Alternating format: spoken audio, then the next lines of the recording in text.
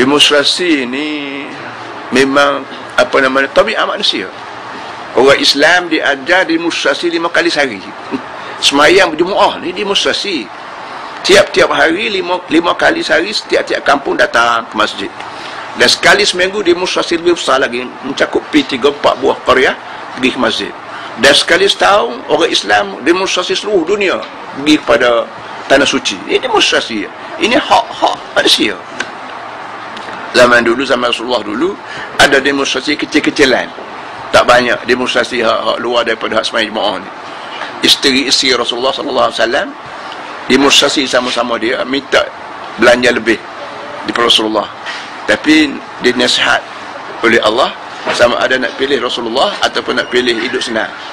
Akhirnya apa nama ni, isteri Rasulullah tak jadi demonstrasi. Memang dah berlaku. Demonstrasi ni hak manusia, tak boleh sekat. Kalau tak mau demonstrasi daripada rakyat, jangan buat benda yang bercanggah dengan kehendak rakyat. Barulah tak ada demonstrasi. Tapi selagi dia buat benda-benda yang nampak kelainan di antara pimpinan dengan orang bawah, demonstrasi akan berlaku.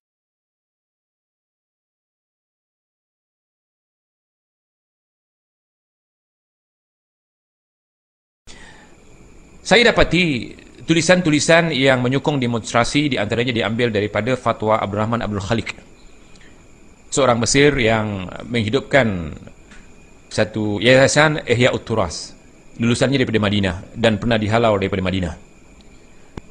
Dia berfatwa bahawa boleh demonstrasi. Dalilnya hari Jumaat, mereka sembahyang Jumaat. Dalilnya Padang Arafah. Saya nak tanya, demonstrasi tujuannya adalah memprotes. Apakah kita sembahyang Jumaat untuk memprotes? Siapa yang kita protes? Kita berhimpun di Arafah, kita katakan tunjuk perasaan adalah untuk memprotes, yakni memprotes pihak yang kita tidak senangi, sama ada pemerintah ataupun badan-badan yang tidak mampu kita nasihati seorangan. Maka kita lakukan melalui cara demonstrasi. Kita tidak boleh katakan bahawa perhimpunan di Arafah itu satu demonstrasi, kerana kita itu ibadah. Apa arti ibadah? Ibadah itu taat. Demonstrasi bukan beribadah, bukan ibadah. Demonstrasi adalah suatu perbuatan yang ditentang oleh syarak. Kerana saya tidak tahu di mana kebaikan demonstrasi. Kita boleh tonton demonstrasi yang baru. Di antaranya boleh membahayakan pihak polis, boleh membahayakan orang awam, mengganggu orang awam. Sedangkan kita tidak boleh mengganggu orang awam. Jadi perbuatan ini adalah perbuatan yang bertentangan dengan Quran dan dengan hadis, kerana tidak ada dalilnya. Satu keadaan yang global yang dijelaskan oleh ulama salaf kita, lau kana khairan lasabaquna ilaihi. Kalau demonstrasi itu baik, para salaf kita sudah melakukannya. Saya tidak pernah lihat di dalam kaedah metode dakwah Rasulullah SAW kumpul jamaah ramai-ramai, kemudian laki-laki dan perempuan turun ke jalanan, kemudian berpekik-pekik, kemudian berpidato, memprotes orang-orang yang tidak disenangi. Itu tidak pernah dicontohkan oleh Rasulullah SAW. Jadi orang-orang salaf apabila melakukan sesuatu pasti ada hujahnya. Kalau tidak ada hujahnya, maka itu bukan ulama salaf ataupun bukan orang salaf. Wallahu a'lam.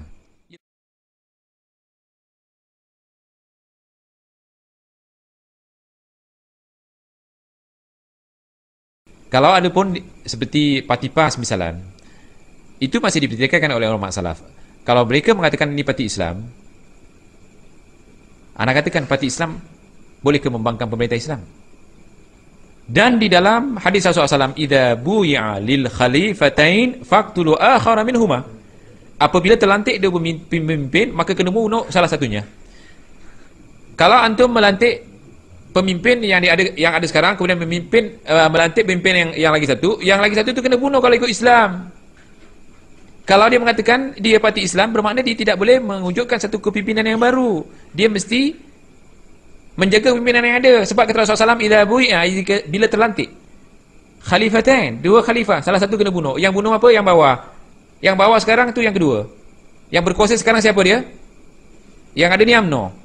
Saya sekali lagi katakan, supaya pendengar dan penonton VCD ini faham, saya masih Singaporean.